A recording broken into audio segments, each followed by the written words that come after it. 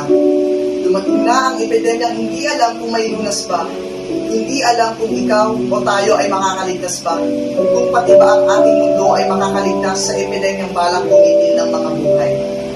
Sinimulan na ata ng mundo, ng ating mundo, ang pagpapahirap sa mga taong walang ginawa kundi ang mabuhay lamang ng normal. At kalaunan ay naglaho na. Saan nga ba ito nagsimula? At paano nga ba ito matatapos?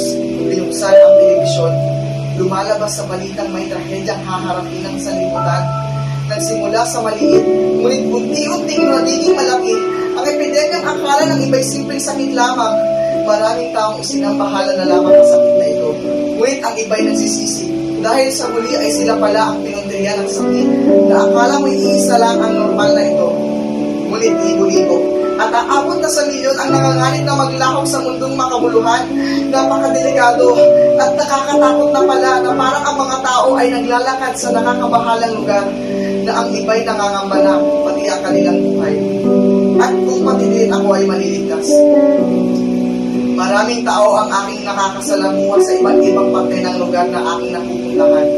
Hindi makita kung ang mga ito ay kakampi o kalaban. Niyakap ko ang aking sarili at napagkatong ibang-iba na ang mundo. Ang dati nitong masiyahing kalagayan ay napunta na sa nakakapanlubong kinalalagyan.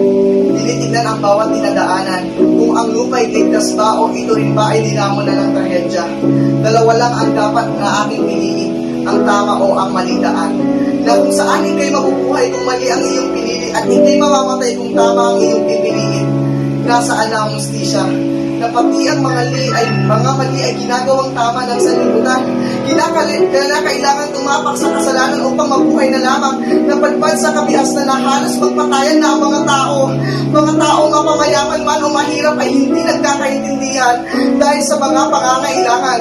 Nag-aagawa sa pwesto na kung saan na ang unahan ay ayaw mapunta sa dulo. Nangangambang hindi mabigyan na pati ang batas ng sakit ay napapabayaan sa kadahilanang baka mahuli na ang lahat. Napadpad muli sa mga bahay na lugar na kung saan ang mga hayop ay nasa daan, hinahangin na lamang ang naririnig. Nasa na nga ba ang mga mamamayan? Sila na ay nasa kanilang bahay, tumatago, na parang may mga tinataguan dahil sila'y nangangamba.